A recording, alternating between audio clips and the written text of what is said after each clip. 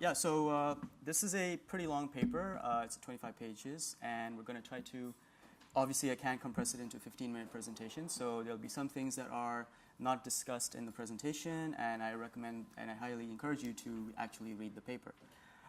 Okay, so this is an SoK for censorship-resistant systems. It's with my co-authors Sherbano Katak, who couldn't be here, unfortunately, and some other co-authors at Laurent Colleen, Stephen Murdoch, and Ian Goldberg, who are over here. Okay, so just to motivate for the need for a censorship-resistant system, SoK, what we found is that there's a lot of censorship-resistant systems, and you will see some more being presented today. And we were wondering, like, what is their key, functionality that they provide? What makes them different? And so we see that, maybe it's not the case that they all provide the same, provide for the same use cases. They may have different properties, and that enables different use cases. There's general censorship-resistant systems, for instance, Tor with bridges and pluggable transports, and niche resistant systems that are only useful for particular scenarios and not useful for normal like web browsing. So what we did is we extracted some common censorship apparatus and CRS elements, the properties and techniques, and what we wanted to do was see if we could provide some valuable insights, and I think that we have reached something like that, which we'll provide at the end. The aims of this talk is to, again, like I said, it's just a very small subset of what's actually in the paper, so I just wanted to highlight the abstract model that we use for the censorship apparatus and the CRS design. Highlight the fact that it's an arms race. I'll show that by also presenting the common techniques that have been deployed, have been used by CRS systems, and to shine some light on open problems and challenges that we have identified. So the first key thing that we note is that censorship has some sort of scale and scope. Most systems depend on the fact that there is a part of the planet where the censor does not exert any control. It is outside the scope of influence of the censor. That's the little fist that you see there. There's also the scope of visibility.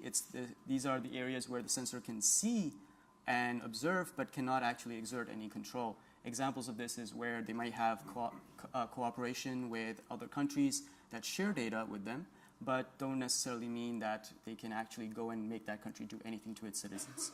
So the size of these things is limited by some constraints that the censor has. I just mentioned some physical constraints, like geographical, where the censor cannot actively go to another sovereign nation and do anything there to its citizens. There's political. It may be the case that censorship is not such a palatable or appetizing notion for the civilians of that nation, and also for relations between countries. Some countries may not like to be presented as a censoring regime.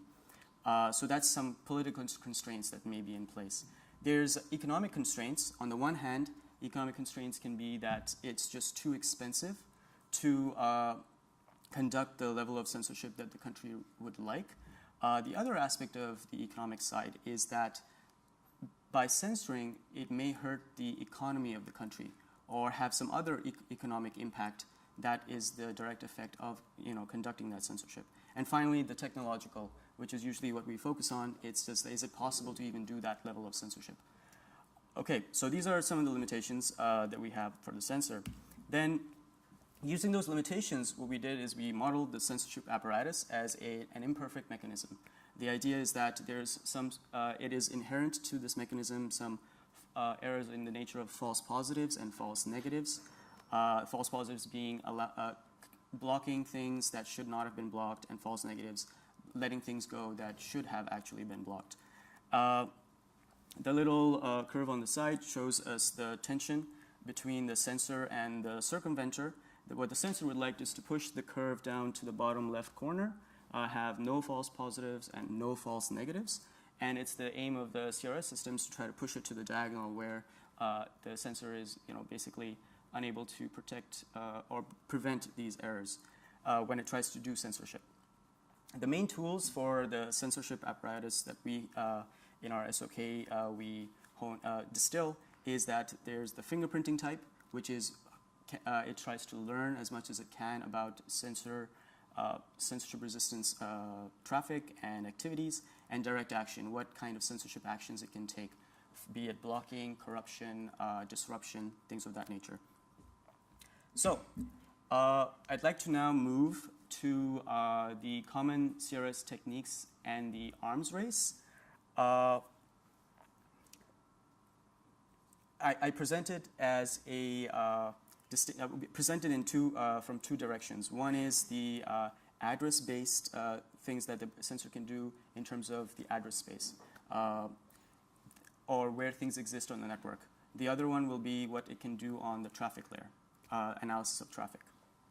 Okay, so initially in the address space, the first thing, and I want to present it as like not necessarily that this is how the arms race goes, but this is just one example of how the arms race can be presented.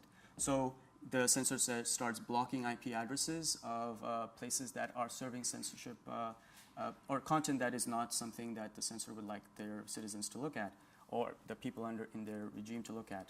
Or it can start corrupting DNS or other things that make it difficult to actually get to the website or service that is providing the censorship resistance, or sorry, censored content. So the first step, a very simple one and a low-hanging fruit, is just to deploy some sort of proxy, which is not yet blocked by the sensor because it has not been identified as something that provides censored content. So that's like usually the first step, and sometimes maybe sufficient in many regimes. Then the next step could be that, oh, we've discovered that this is what's happening. The sensor starts blocking the access points to this to the proxy service. Then the next step for the censorship resistance system is, okay, let's start hiding our IP addresses. Let's give them only to our friends. Let's start putting mechanisms in place that makes it hard for the sensor to go out and find these proxy addresses easily. An alternative to that is to have just no IP address for the sensor to actually block. Here I'll point out an example. Systems like decoy routing systems, they have this property that you don't block based on IP addresses, you have to block the whole route. A third one based on addresses that you could do is to use a popular service that the sensor would be loath to block because it would have too much fallout in terms of economics, in terms of political, and the other constraints that it has. So this is systems that use Google, Amazon, and things of that nature that are too big to attack, or the assumption is that they're too big to attack from the sensor's point of view. The sensor could then deploy sophisticated techniques to harvest the IP addresses from when you're trying to hide it from them. It could try to probe for those IP addresses by actively trying to detect these CRS systems operating on those IP addresses.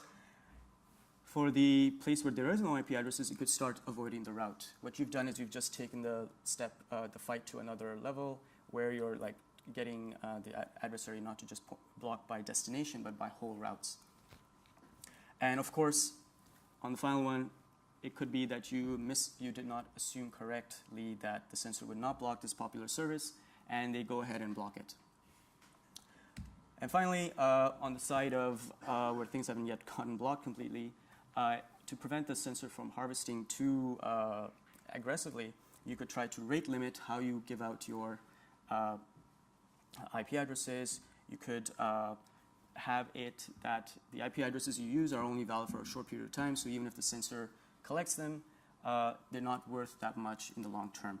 Damon has already pointed out there's just 5 minutes left, so I'm going to move on and just point out that I had this thing for traffic patterns, but again, there is an arms race here. If you look at the paper, you can read about the details of these various censorship resistance techniques that have been used and the attacks against them. What I really wanted to get to was the juice of it, was the open problems and trends. Okay, so the first thing we do is we question some common assumptions, revisit them. We wonder about the attack realism. So I showed that there was this escalating arms race, some of it is not that the sensor is actually doing this. Is in the literature showing that these are attacks that are possible and what are the mitigations for it. So perhaps the sensor is not willing to attack these high-cost distinguishers that we have identified. So, and also maybe what we're focusing on is academically challenging things versus what the sensor actually is willing to do. So what we need is some empiricism in terms of measuring sensors' capabilities and also what they're actually doing. There have been studies, but they're mostly snapshots in time and of particular geographical regions. What we'd like is something more large scale. Also, one of the assumptions about the whole scope is that maybe we have made a mistake in terms of making sensor-resistant systems with very specific scope that we have an outside, like things like the Snow revelations shows us that perhaps the scope is much larger than we thought. And also this has implications for our assumptions on these countries will not collude and, things like, oh, if I put my sensor-resistant system in many different jurisdictions, they're not going to collude. So this kind of gets suspect as well. And finally, we always seem to think that the sensor is some sort of static entity. We don't investigate the dynamic behavior that might be in play. We also don't look at how the sensor behaves to information leakage. We always consider, like, how does it behave to collateral damage? Like, what is the defense that we can put up there?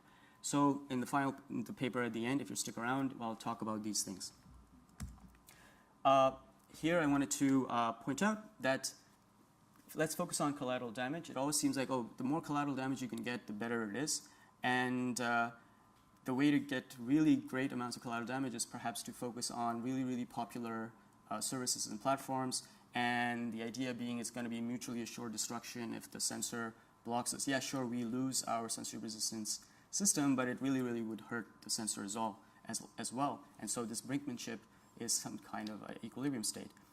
Also, happily, it allows us to develop our systems much faster, and we can leverage the engineering and infrastructure that's already in place with these popular services. And the idea of this kind of protection is intuitive and simple to understand. So as a con for these things, I think the sensor can do things to avoid this collateral damage that we think we're going to impose on it. There are examples of where there's local alternatives to very popular services, which the local population is actually using. They don't actually go to this external website that you think is so too big to fail, and the sensor is completely okay with blocking it. This could happen naturally because there's like language barriers, or because there's anti-competitive laws for external firms to actually establish themselves inside the country. There's of course political tactics. You can threaten the TP here is the third party or the popular service that you're leveraging. And they say, oh, you know what, censorship resistance people, please stop using our service for your purposes. We want to conduct business and only provide the services that are okay. And finally, it could be that the censor does not shut down these services. They just embrace and co-opt them and have them report and inform on the users, especially when the CRS is not actually providing any privacy protections on top. They're just maybe using the single hop proxy, and this popular service can see all the accesses, so it makes it a very nice target for coercion. So this avoiding the collateral damage, it makes this question like there is no outside that the sensor, that the circumvention system can depend on, and we kind of no or less collateral damage than we thought. Also, it could be that we're bouncing on unsteady shoulders. We depend on the service provider to be stable. But this might just be a happy coincidence. The third party is not invested in the CRS's success. It could have an evolving design for their infrastructure. This has happened many times where the infrastructure is changed from under the CRS and the CRS functionality stops working. And it could, of course, cease operations altogether. Finally, there could be unexpected consequences. We thought that, oh, if you concentrate everything into one place, put all our eggs in one basket, and because of the mutually assured destruction thing, the sensor is not going to attack you. But what this could do is provide a concentration point for the sensor to really focus in on these particular services. It also reduces the unknowns for the sensor. Like if you for instance, start using Google, they know exactly what Google service is supposed to behave like, and maybe they can develop better fingerprints. So I already mentioned that it can allows targeted attacks. And this escalates the arms race in this particular niche, and perhaps the returns are diminishing over time. Okay, so the key takeaways, I'll go in reverse. So reduce dependence on popular services. We'd like things to be more distributed, diverse, and have dedicated infrastructure that works for the CRS, not because it's a happy coincidence. Get ahead of that arms race I briefly highlighted there. We like to have privacy in the CRS design so that if you do have compromises, you don't have it give up the users of the CRS. And of course, we like to have designs or explore designs where the scope of influence and visibility is much larger than we thought it was. Thank you.